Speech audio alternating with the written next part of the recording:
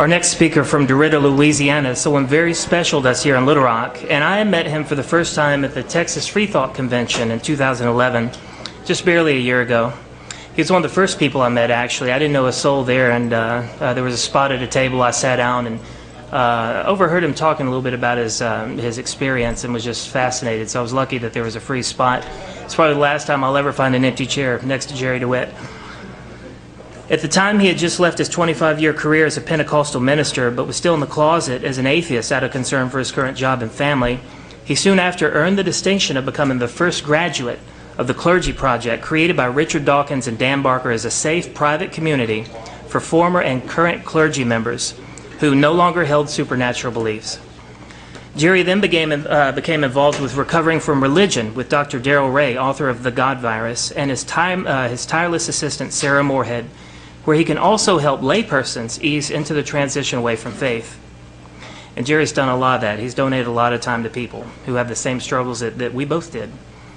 Many things have happened to Jerry in the last year, and not all of them are pleasant. Jerry's life reflects the challenges that people face, people of faith face, when they speak out publicly and renounce their former beliefs.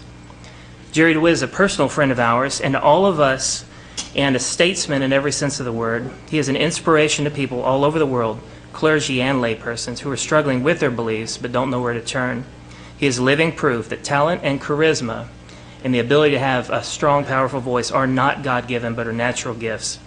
Please welcome to the stage another big-time national newsmaker returning to Little Rock for his third appearance, our very own adopted family member. We love you, my brother, Jerry Dewitt.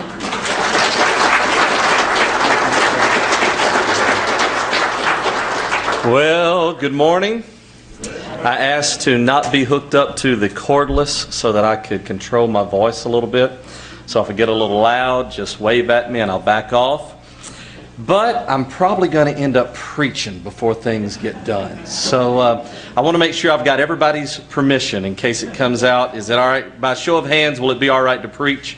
Everybody else get the hell out? It just comes natural. I can't help it. I'm truly honored to be here. Arkansas and the Arkansas group really is my home away from home. When all of this crap first broke, oh, is that a bad word? When all of this stuff first started, now a year ago, this month, I actually posted on the internet a picture of me, my son, and someone named Richard Dawkins on Facebook. And thought I could get away with it, and obviously I did not, or I would not be here this morning. But for about a year now, I've been speaking, in one of the very first groups that I spoke to was the Arkansas group. And so I want to say, you'll have to forgive me, I'm kind of in a weepy mood this morning. It's been a long journey, and so if I cry, you'll just have to cry with me, or look the other way, or do something to put us all in a better mood.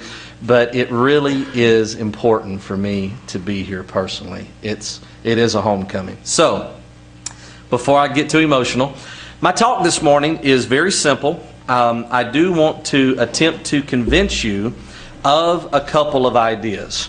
And what I want to convince you of is that there actually is critical thinking in the clergy. And I know that may be hard to believe, but if it was not true, then obviously I would not be here. If you know anything about my story, and how many of you already know my story? Hell, let's go to lunch. If you know anything about my story, then you know that I was in the ministry for 25 years. And I left Christianity literally kicking and screaming. I did everything that I could intellectually. I did everything that I could emotionally. I worked with my conscience in every way possible to try to not only stay in Christianity, but to also stay in the ministry, because I truly could not envision a life any other way. And as you already know, in May of last year, actually April of last year, I came to my point of no return. In May of last year, like Teresa, I made contact with the Clergy Project and found out there were many other people out there just like me. And if you want to know what happened prior to that, then I will say you need to get this postcard that's out on this table that also says Hope After Faith, because that is my book that's being released June of next year. That's a good place to clap your hands. And so you can find out how I got in such a predicament before that. But along with learning about the Clergy Project, now just back up with me for just a minute. I'm not going to keep you too long because I really, if it's okay, I'd like to take questions. Is that going to be all right for me to take some questions if we've got time? What you need to understand about me is that I had spent my entire life doing one thing, and it is my proposition that I want to put before you this morning. I believe that ministers are meaning machines. That's what they crank out 24 hours a day. That's their connection to the lives of people that they love so dearly. And if you don't think they love them, now don't get me wrong, I know I've got preacher's hair, but I'm not a televangelist. I'm not talking about televangelists, and I'm not even talking about mega church pastors, because that's not my experience. My experience is the local church. You know, a few hundred people or less. I'm talking about the people who actually, the ministers who actually come to your house whenever you call them. I'm talking about the ministers that go to the emergency room or stand by the bedside in the hospital holding the hand of the surviving spouse as the spouse's loved one leaves our reality. I'm talking about true, genuine ministers. My contention is that these ministers are there in people's lives to provide meaning. Now I'm going to wrap all of that together before the end of this thing, but you have to understand that I had spent 25 years, not just in a career, but in a mission. I cannot tell you, I wish that I could say that I love all of you more than I love the people in my congregation, but that's just not true. Because I love you with all of my heart, and I loved them with all of my heart. And every trial, religious word, every struggle that they went through, that was my trial, and that was my struggle. Every heartache, every heartbreak, every sickness, all of that belonged to me. And so when I came to this crossroad and realized that my conscience would no longer allow me to be a minister, I kid you not, it was the end of my life. I truly thought that I would do nothing more than work a secular job from 9 to 5, come in and watch American Chopper on the DVR, and wait for the nursing home and then eventually die. I really thought it was the end of the world. I kid you not. I had no vision of how to carry on life without being deeply involved in other people's lives. My entire identity, every bit of pleasure, every bit of excitement that I had about life was wrapped up in loving other people. And I had no idea that that existed anywhere else. Do you realize that what you're doing today, the reason it will change lives is not just because you're standing in protest to a country that is going in the wrong direction, but it's because you are supplying the community, thus the meaning that people like me were so desperately looking for and always trying to be involved in. Can I get a Darwin? Darwin, there's one or two. And so as I came to this crossroads and I ran into the Clergy Project very similar to the way that Teresa had, I didn't know that all of you existed. I didn't know that there was a life outside of this, outside of the one that I'd been living. And so, as Sky has already alluded to, in October of last year, I went to my first Free Thought Convention in Houston, Texas. It's where I took the picture with Richard Dawkins and had the pleasure of seeing Christopher Hitchens make his last and most beautiful presentation. It was truly life-changing for me. And I'll be honest, I was so naive that when I walked into that convention and there was 1,000 or so people there, I thought that religion was dead. I really thought that there should be an epitaph somewhere being engraved and that we would all attend religion's funeral the next week. Because to me, I was so naive and so fresh to the idea that there was another way of living. I didn't know that there was any other way to exist. And so Dr. Del Rey, how many of you know Dr. Del Rey? The God virus. You need to look it up. Write it down right now. We'll pause for a minute. Get your pens. No. Dr. Del Rey with the God virus. He approached me and told me about recovering from religion and asked me if I would be the director.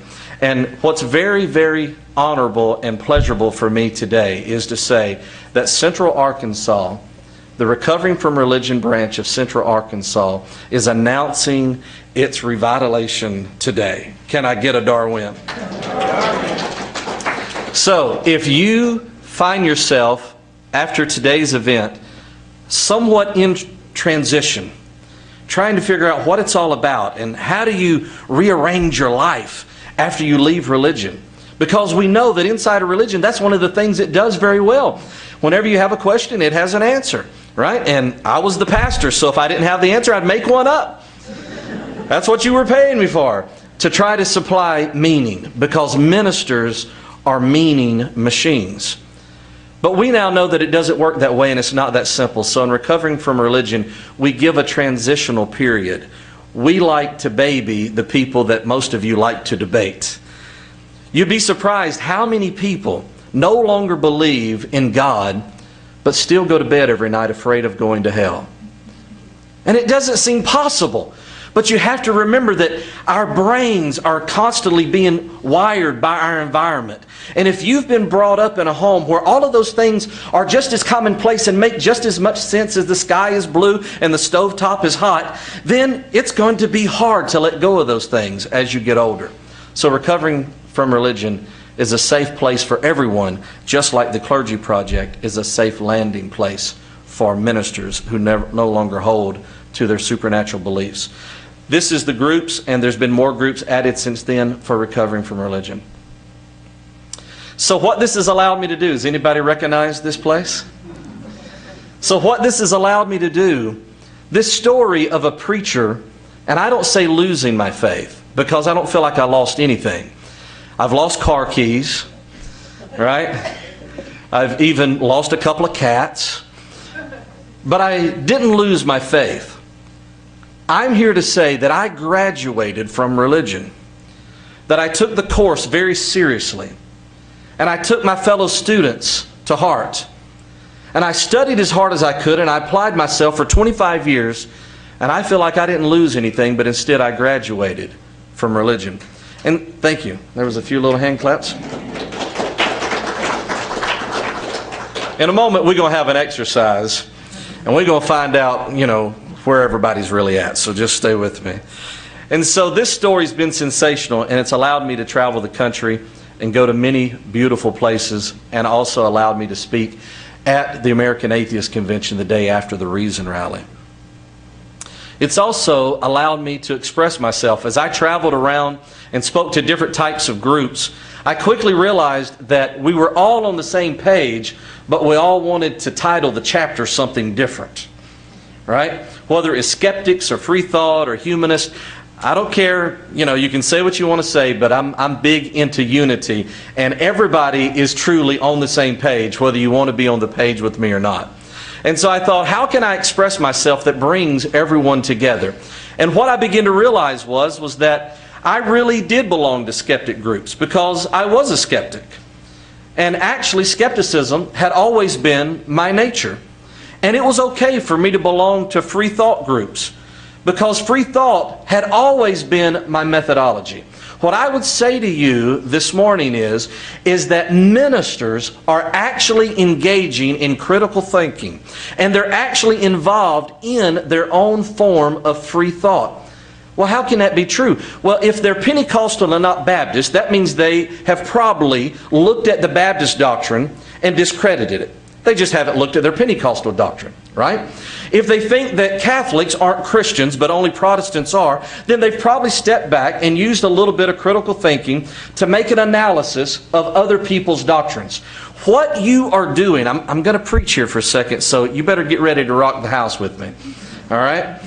What you are doing is you are creating an atmosphere that can become attractive to people who are looking outside of their box. You don't necessarily need people like me to be questioning Pentecostalism, where I came from, because they're already engaged in questioning all these other things. What you have to do is to do exactly what you're doing. Continue to meet.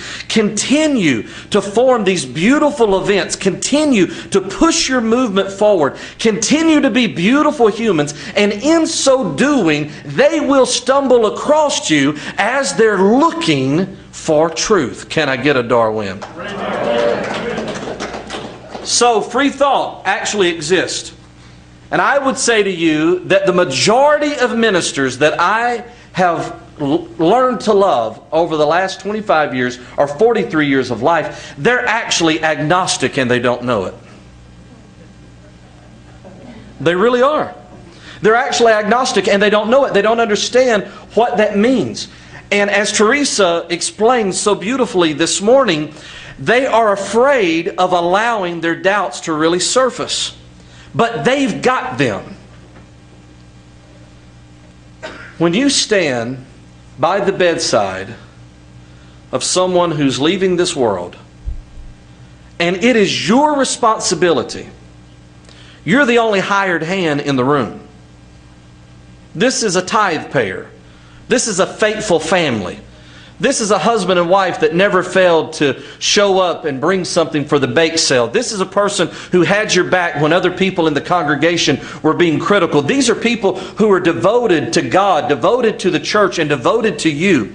And now the greatest tragedy that they can experience is happening, and it's completely out of their control. And the doctors have done everything they can, and you're God's representative standing right there in the valley of the shadow of death, and they're looking to you for answers. I promise you, every minister on the planet with a heart for his congregation is agnostic at that moment. Because he doesn't know what's going to happen. He doesn't know whether the person's going to live or die. He's going to pray as sincerely as he can. He's going to pull out every single tool out of his toolbox. He's going to use every weapon in his arsenal against this negative emotion, against this horrifying event, and he's going to try to uplift and he's going to try to console. He's going to try to do everything he can. But when that person passes away, as that minister walks down that hallway, there are going to be hidden tears. There's going to be a silent breaking of a heart. And that man or woman of God who stands responsible in that situation is going to say, "Where are you, God? Why have you forsaken me?"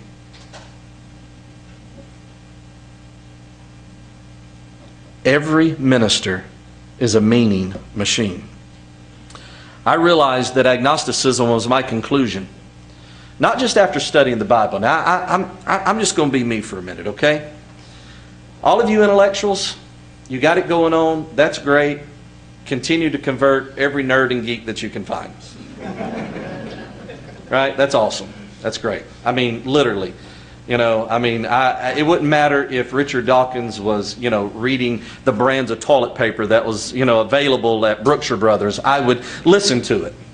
All right? I love it, just like everybody else loves it. But the truth is, real life is about not being able to pay your bills. Real life is about hoping that this horrible thing with your kid works out and that he doesn't fail the 4th grade. Real life is about you're married, you're in this relationship, and it's all going to hell and you don't know how to stop it. You don't know how to fix it. Real life is not about encyclopedias. Real life, I'm sorry, you can, you know, I'll never come back if you don't want me to. But real life is not about the high and mighty concepts. Real life is about what does this moment mean for real people in real situations. And after 25 years of studying religion, not just intellectually, but emotionally, then I came to the conclusion that after 25 years of preaching, I had more questions than answers. And I promise you, every single minister with a heart is in the same situation. Does that make sense to you this morning? It has to. Now, obviously, after studying, after getting a hold of, we've got 2 beautiful examples of how a podcast can change lives in the lineup today. After being exposed to blogs like JT's, after learning the answers behind things that I was told were unanswerable, after that, well, then I moved into more of an intellectual appreciation. And so I say that atheism is my opinion. But that's not nearly as important as understanding that humanism had always been my motivation. And that's where you're going to save the preacher. The Spirit pardon the terminologies, the spirit of this particular event. Don't get me wrong. I think everybody needs to have a YouTube channel. Everybody needs to take after this however they are. If you're an angry atheist, then go be as angry as you can be on the internet. It's going to do something good for somebody, I promise you. Right? We're always going to have a place for Christopher Hitchens in our world. Can I get a Darwin? That gets you a Darwin. Great. But I would say to you that from my perspective, in the South, in the Bible Belt, reaching people like me, the attitude that you've got, this bridge building that you've expressed already in Sky's introduction, showing this beauty of humanism, showing that there is actually hope after faith. Everybody say, that's the name of his book. Now I can see why you're all atheists. You don't mind worth a damn. Showing this beautiful humanism. Showing that what this is really about is loving truth and loving people. It's what's going to help that minister make the final turn. So a lot of wonderful things have happened in the last year. One of my favorite, you probably can't make it out very well. If you came up close to the screen, you might would think that that is Santa Claus at the podium, but it's actually Daniel Dennett. How many knows who Daniel Dennett is? Ah, good, good, good.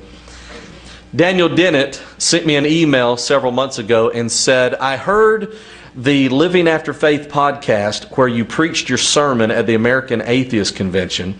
Would you mind if I used your 5 stages from theism to atheism in my presentation in Australia at the Global Atheist Convention? And I was like, well, you know, am I going to get any royalties off of it? Is there going to be... I was like, sure, you could do it. So this is actually his slide. And if you notice very closely, he misspelt my name. There's just always something to balance life out, right? You know, it just always has an equalizer. So since it's Daniel Dennett who did it, I'm thinking about actually changing the spelling.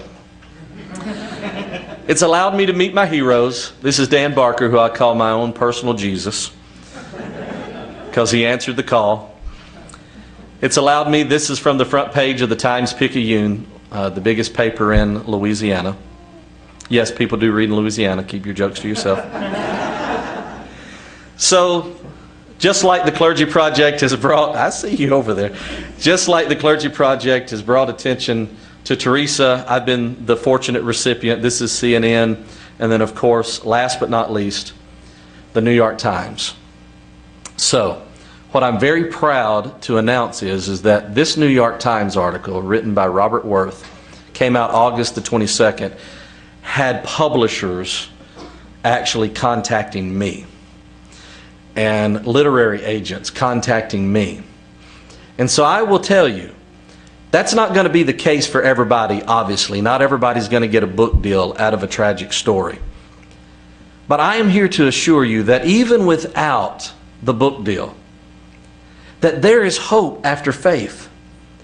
Because what we were in religion, we were humanists who didn't know what humanism was.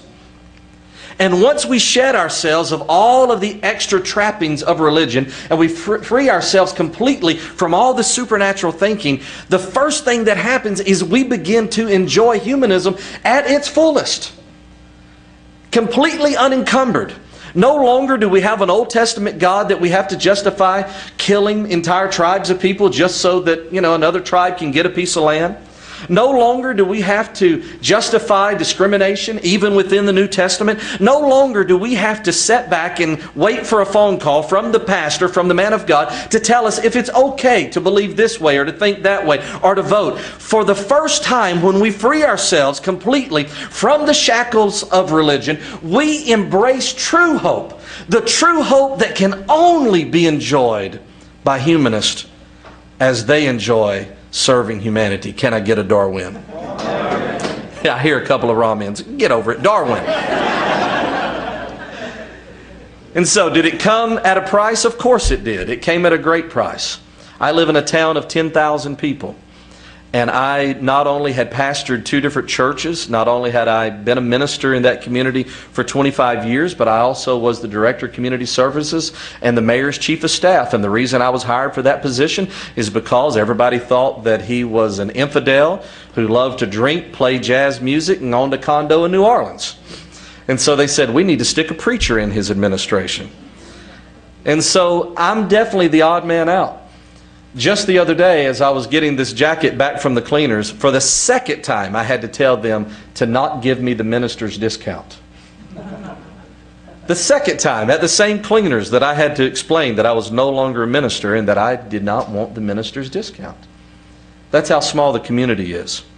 Along with the loss of favor within the community, I almost lost my home. We went into foreclosure, and I saved it by filing bankruptcy. But my son and I still live in the same home. But along with it was not only the loss of friends and the loss of finances and the loss of favor, but has also been the loss of family. This last straw of ostracism within our small community was more than my wife could bear, and she would tell you very quickly she didn't leave me, but she left a very bad situation. And so there's been a great price to pay. And so that's why I think that I can stand here today and tell you that even after all of that, there must be hope after faith. Or how else would I have the strength to be here? The Clergy Project and members like myself receive a great deal of criticism because there's that transitional period where ministers are trying to work their way out. They're trying to move into another life. They're trying to find out how all of this works. They're called liars and charlatans and cowards. And I will tell you that these men and women who are still behind the pulpit, even though they know with all of their heart that they no longer believe the supernatural doctrines of their religion, these are far from cowards. And they know that what they're doing is a form of a lie. But it's the kind of lie that you tell to keep your spouse with medical insurance, because this is what you've done all your life and you don't have another way of getting insurance, and if she doesn't get her medicine, she will die. It's the kind of lie that you tell in order to help your kids get through college and to have a better life than what you've had. It's the kind of lies that you tell because your spouse knows this tragic, ugly secret within your life and is begging you not to tell a single person, because it's going to not only embarrass her or him, it's going to embarrass their family and it's going to embarrass them in the community, and they threaten you with divorce if you make this public move. Along with that, there are others that step in and criticize. Facebook has been a lot of fun, let me tell you. But I'll encourage you and say that there's hope after faith, and for another great reason, because many of the people within my community that have attacked me on Facebook, when this same tall, good-looking guy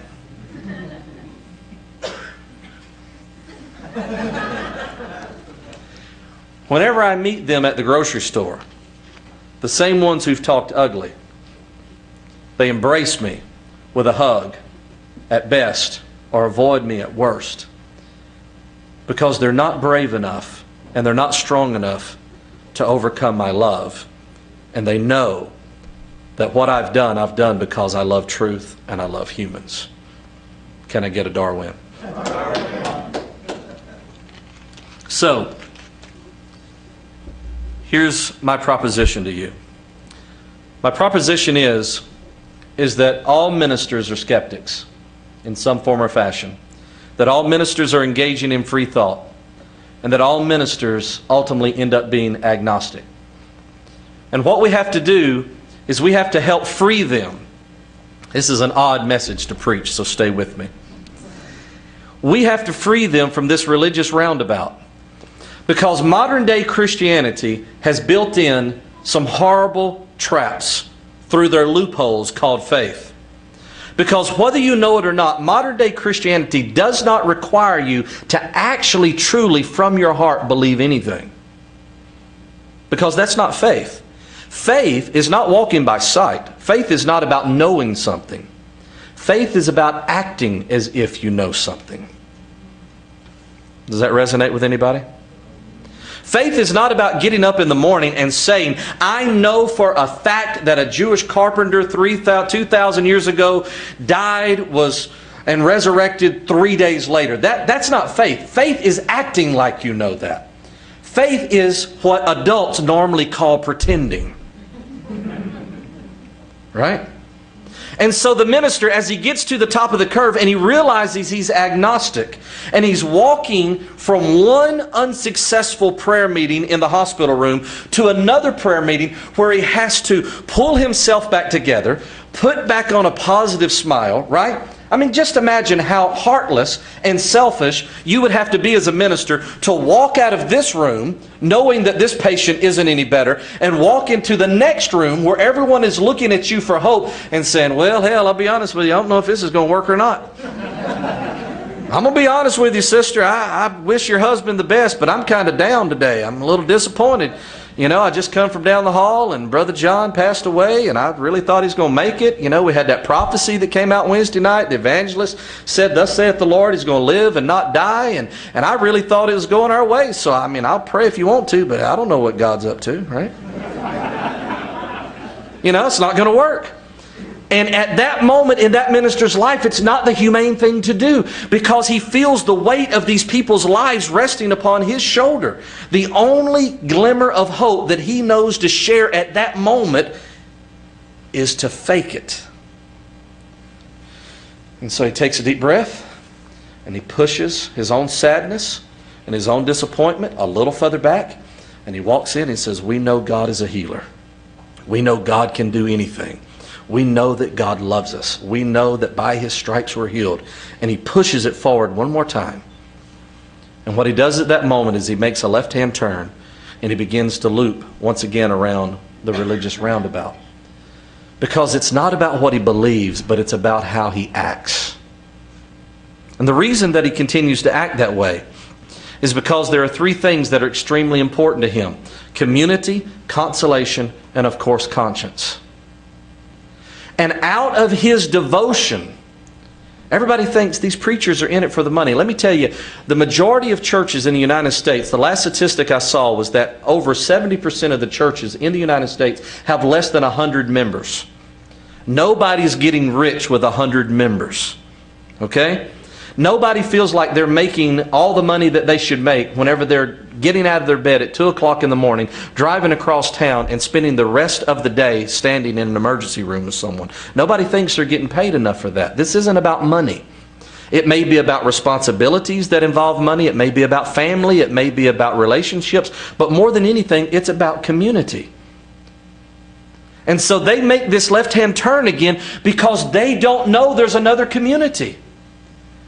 Whether they know it statistically or not, they know from their instinct that this network, this community, when somebody is sick, the fact that people will bring them a casserole, that puts meaning in people's lives. They know instinctively that when someone misses church and they get a call, not just from the pastor, but from somebody in the church, that they feel love and they feel important. They know instinctively that community is what helps us all survive this very rough road called life.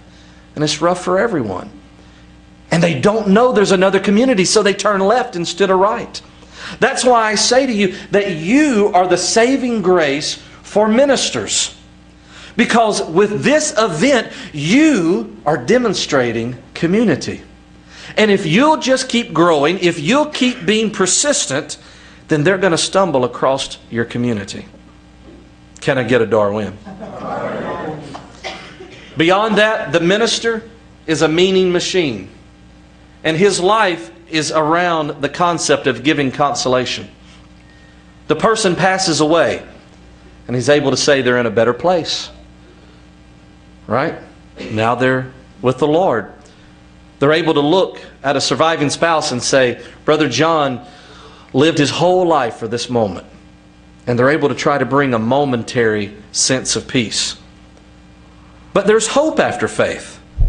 Because the reality of it is that you possess the only real consolation that there is in life. The skeptical world, the secular ideology, the humanist mission and vision is the only true consolation that exists. What I love about now being away from my religion and having graduated from faith is that I still feel in awe of reality and of the universe even whenever I open my eyes. Darwin. Whenever I stand on a starry night and I look out into the beauty of the Milky Way and I feel like I can actually see that creamy film that surrounds us. Something, right?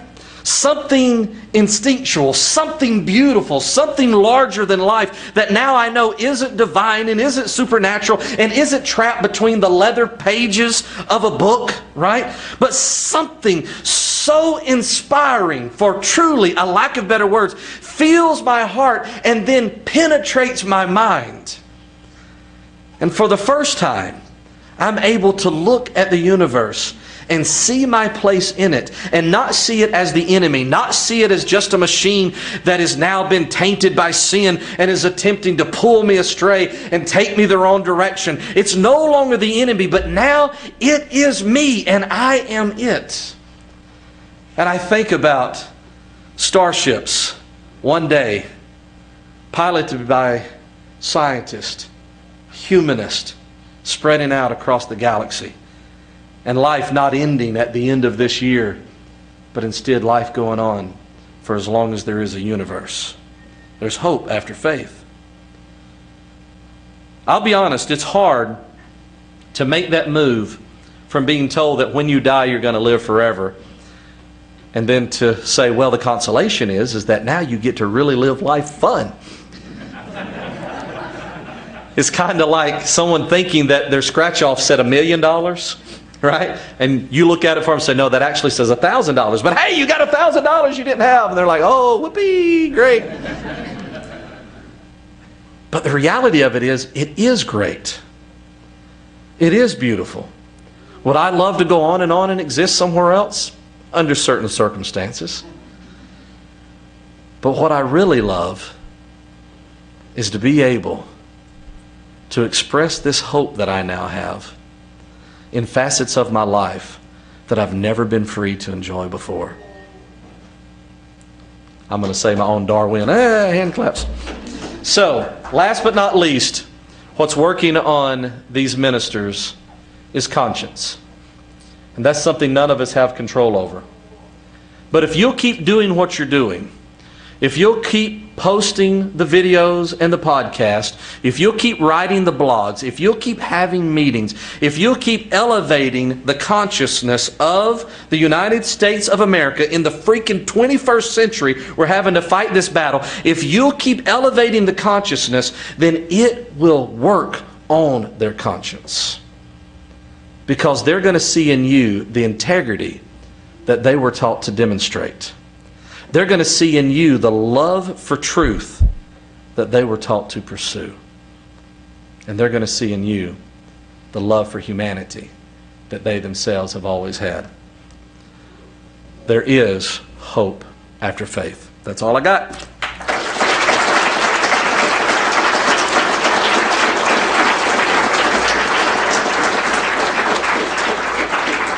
So I know we started late. Can we take like maybe 2 questions? Would that be too many? Is it? Or I'll repeat the questions. Whatever you want to do. Let's see. Okay, yeah, we got a mic here. I see a hand right over there.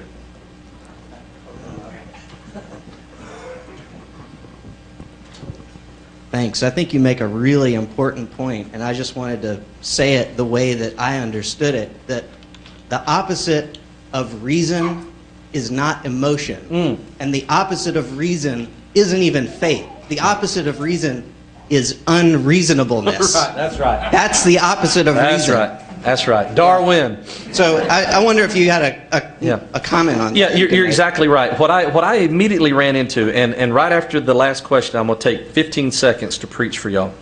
What I immediately ran into because of, Southern Louisiana flamboyantness, I immediately ran into this wall of, oh, we don't want emotion bad, right? Because like I'm going to hypnotize you and I'm going to make you all give, I've got empty pockets or something, and I'm going to make you all bend to my will. And what the analogy that I made was, and I remember doing this in Arizona, there was just literally a room full of scientists, and I said, how many of you think that you understand biology? And of course, everybody, I understand biology. And I said, how many of you think you understand sexuality through biology? All right. I said, okay, well then, no more foreplay, no more candles, no more sexy music, right? Marvin Gaye's got to go out of the room, right? Because since you understand it, then why have emotion, right? If you understand the science, then why have emotion? And that's where I think we're missing. That's what I think is the next phase that we're moving into with the secular movement, is that it's going to be, there's two things that are going to become okay. It's going to be okay to be emotional, right? And it's going to be okay to give money. Right? Giving money is not religion. Giving money is giving money. I mean, if you haven't donated for this event, these events cost lots and lots of money. So don't think you're being, tricked into some religious maneuver by giving money. No, you're paying your part. But I agree with you. Last question. I saw a hand over there, and then I see a lady over here, so whichever you want to choose. Just a little comment on your scratch cards. Example you gave, because I'm a recent deconvert, and one of the things is, it's all those promises that we have, and they're beautiful. You want to live that, but at the same time, I do want to live a lie. Right. And there's reality. Yes. As painful as it may sound, the scratch card, you get $1,000. Right. You don't get $1 million. Exactly. That's right. That's right. I couldn't agree more. And what it does for you whenever you accept that this is the only life that you've got, when I say accept, I don't mean it in the faith sense of the word. I mean when you finally let that part, you give into that reality that as we always say, you don't convert to atheism, you don't convert to non-belief. You realize that's what you were. Right? And so when you realize that that's what you know to be true, is that it's this one life, it really does change everything, because it takes you from being a passive participant in a religion. It causes you then to be progressive. It causes you to be you have more perseverance, and you take it seriously. Those little vacations, those little moments, those times with your children, all of that becomes just that much more precious. And that's what every freaking self-help book on the shelf is trying to get you to do anyway. And the only way that you do it is to get free of all the other junk. That's what helps you get there, what helps me get there. Yeah. You're standing next to somebody, so we're taking another one? Okay. This may be a little bit of a personal question, but my dad is a Southern Baptist minister here. I grew up in the Philippines for 10 years where I was a missionary kid. And he owns a Christian publishing company, just got a big deal with Billy Graham and Lifeway Ministries, and he's on the Southern Baptist convention at Southwestern Seminary. And so he doesn't know that I'm actually atheist and questioning. I'm pretty good at keep deleting my computer history. And anyway, my question is, I love my parents a lot. They're great people. They're very fundamentalist and dogmatic about what they believe. How can I continue to be a loving daughter without stomping on what they've created their entire lives? So, that's a great question. So I'm going to do something that ministers are not always allowed to do. I'm going to tell you the truth as I see it. And I don't know how for you to do that. It is probably the most common and most heartbreaking scenario that I encounter. All I can say is, I've got two quick little points. One is, be as absolute loving to them as you can. I hate to sound like you're manipulating, but I would go out of my way, to not take anything for granted, and which is a good thing to do anyway, right? And just be as loving to them as you can. And continue if you're comfortable with it. Some people are like, a lot of times we run into college kids, all right, and their college is being paid for by believing parents. And I'll be honest with you, we tell those college kids, don't let your parents know. Get your education first. You know, I mean, there's just no way around it, because you know, you can criticize my opinion on that as much as you want, but this college experience and the education is going to shape the rest of their life. And so if they need another 6 months or another 4 years to get that done, I think it's that important. Maybe some people don't agree. But if you're not in a position, if the only thing at jeopardy is the relationship, my opinion is that you can't love anybody the way that they really need to be loved by you until you're loving yourself enough to be yourself. And so it's a balancing act. You don't have to throw anything in their face. You don't have to push it on them. You continue to love them as much as you can love them, and you hopefully they will come across this understanding about you gradually after a certain length of time, and then they have to look back at that history and say, well, you know, man, she was not a believer, you know, last October. That was a whole year ago, and she hasn't acted any different. You know, I mean, all the chickens are in the yard. She hadn't had a sacrifice yet. You know, I mean, you know, everything, you know, maybe this isn't true. But honestly, there's just not a good answer, because this is a very real test of human integrity. If there is a good answer, anybody have a good answer? Okay, good. Well, I've got just a small moment to tell you that this has been such a grand adventure. I found myself down in such a low place. I was all alone, trapped. I'm going to tell you, brother. I found myself trapped and alone, feeling as if there was absolutely no hope. I'd gone near and far. I thought I'd looked around. There was so much that I thought I understood, but little did I know that my mind was completely filled with all of the wrong things. Religion had completely baptized me in falsehoods. But as religion began to dry me off and I began to shake myself completely free, not partially free, not just a little free, but as I began to get myself completely free, I began to feel something firm under my feet. I had always stepped around in mushy places trying to justify things that were hard to explain. But at this moment, whenever I've caused all the dust to be spread out of my feet, I realized I was standing on a rock. Yes, my friends, there was a rock, and it was a rock of reason. I want you to understand that today you'll change in the future. You'll make in life better, and there is hope after faith. Can I get a Darwin?